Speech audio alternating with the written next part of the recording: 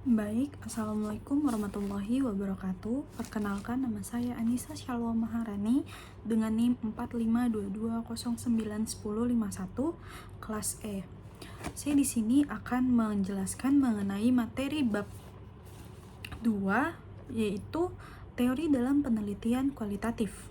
Baik, sebagaimana stereotip teoritis dalam penelitian kuantitatif, terkadang ketika suatu masalah kualitatif harus dipecahkan, peneliti cenderung dipengaruhi oleh stereotip teoritis kuantitatif dengan menggunakan teori untuk menjawabnya.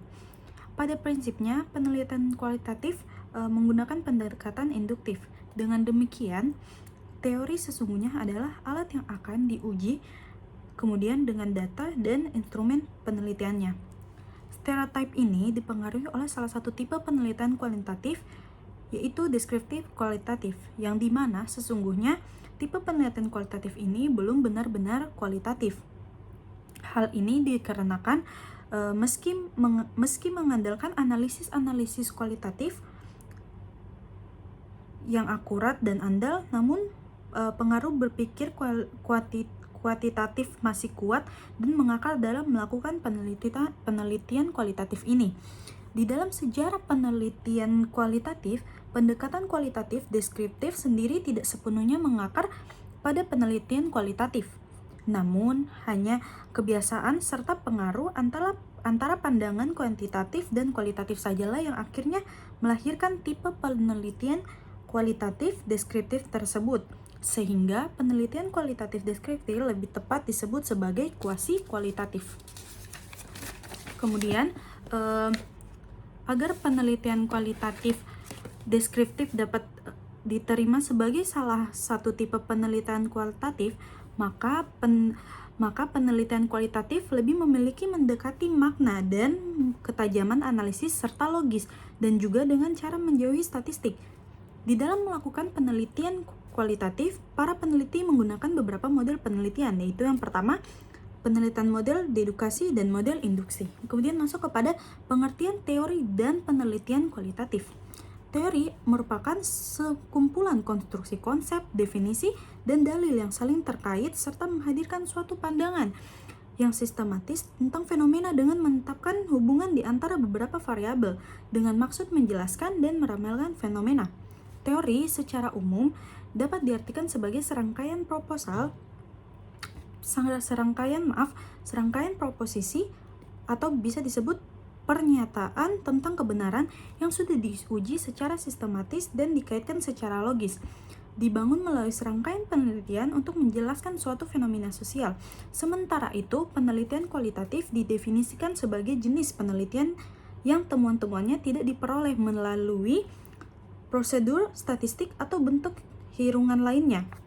Penelitian kualitatif juga didefinisikan sebagai riset yang bersifat deskriptif dan cenderung menggunakan analisis dengan pendekatan induktif. Penelitian kualitatif lebih bersifat subjektif. Kemudian masuk kepada teoritis dalam penelitian kualitatif. Yang pertama yaitu teoritis deduktif. Nah, teoritis dengan model deduktif tak asing lagi dalam penelitian sosial, di mana teorisasi dilakukan secara deduktif. Model umum teorisasi deduktif seperti yang umumnya dilakukan di berbagai penelitian kuantitatif yang masih mempengaruhi formatif kualitatif deskriptif karena merupakan teorisasi yang paling sering digunakan dalam penelitian kualitatif. Pandangan deduktif menuntut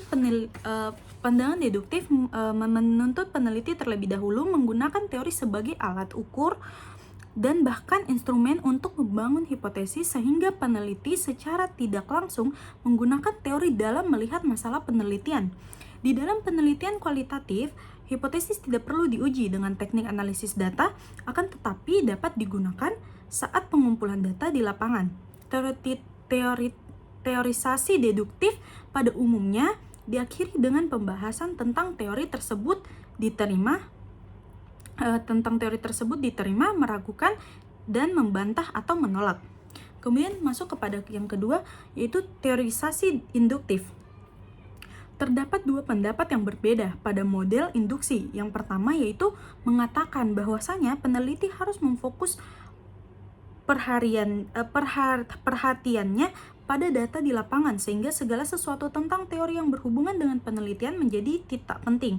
Kemudian yang kedua, bahwa pemahaman terhadap teori bukan sesuatu yang haram, namun data tetap menjadi fokus peneliti di lapangan. Kemudian perbedaan utama antara metode deduktif dengan metode induksi adalah cara pandang terhadap teori, di mana teorisasi deduktif menggunakan teori sebagai pijakan awal dalam melakukan teorisasi, sedangkan teorisasi induktif menggunakan data sebagai pijakan awal melakukan penelitian. Bahkan dalam format induktif, teorisasi bukan hal yang penting untuk dilakukan. Pada model induktif, penelitian seringkali dimulai dari titik nol, yaitu pada titik di mana suatu fenomena itu belum terungkapkan dalam beberapa teori dan fenomena sosial yang terbaca. Model ini memiliki keempat kemampuan, yaitu yang pertama menerima, yang kedua meragukan atau mengkritik, kemudian yang ketiga ada membantah, serta yang keempat yaitu memiliki kemampuan membangun sebuah teori baru yang sebelumnya belum pernah ada. Baik, kemudian masuk kepada yang ketiga, yaitu bagian keempat, yaitu sistematika teori.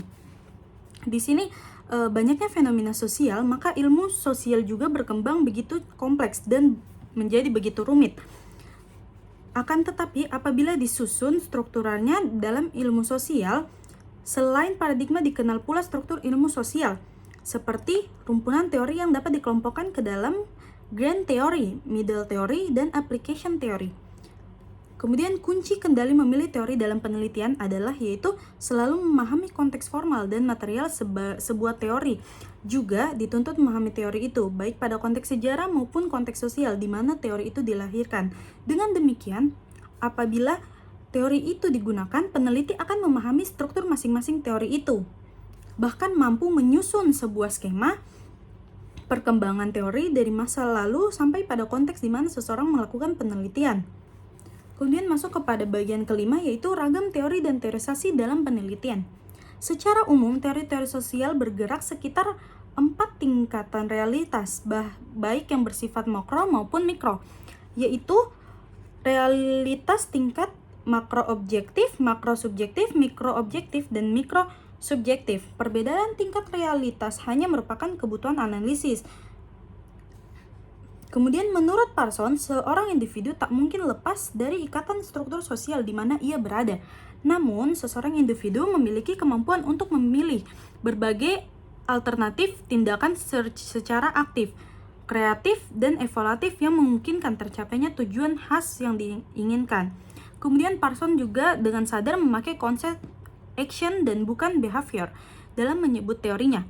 Hal ini karena menurut Parsons, konotasi behavior mengandaikan adanya kesesuaian secara mekanik antara stimulus dengan respons, sedangkan action menunjukkan pada suatu aktivitas yang dilakukan secara kreatif lewat proses penghayatan diri individu yang penuh makna. Kemudian, dalam konteks sistem sosial, seseorang itu selalu dihadapkan pada pilihan-pilihan tindakan menurut pola tertentu. Pola itu oleh Parsons disebut sebagai pattern variables. Ada 5 hal yang diajukan Parsons sebagai pattern variables, yaitu yang pertama, effective versus effective neutrality, yang kedua yaitu self-orientation versus collective orientation, kemudian yang ketiga, universalis versus particularism, yang keempat, quality versus performance, dan kemudian yang kelima, specificity and diffuseness. Analog dengan skema dasar teori aksi tersebut, dapat dikatakan bahwa tindakan seseorang terkait dengan beberapa variabel, yaitu variabel nilai dan norma, variabel tujuan, serta variabel sumber daya. Kemudian di sini ada juga menurut Weber, hidup manusia dan segala tindak tanduknya sesungguhnya ditandai suatu upaya pencari makna baik disadari maupun tidak. Kemudian ia mengusulkan ada ke dalam 5 pokok, yakni yang pertama, tiap tindakan manusia yang menurut perilaku mempunyai makna yang subjektif dan bermanfaat. Kemudian yang kedua, tindakan nyata bersifat membatin dengan maksud tertentu dari perilaku. Kemudian yang ketiga, ada tindakan yang berkaitan dengan pengaruh positif dengan situasi. Kemudian yang keempat, Kemudian yang keempat, ada tindakan tersebut diarahkan kepada orang lain dan bukan pada barang mati. Kemudian yang kelima, tindakan itu dilakukan dengan memperhatikan tindakan orang lain dan terarah kepada orang lain tersebut. Kemudian di sini bagian keenam yaitu ada aliran teori yang mendasari teoritas dalam penelitian. Ada 4. Yang pertama yaitu teori-teori tentang budaya, kemudian teori fenomenologi, yang ketiga teori etnometodologi, yang terakhir teori interaksionisme.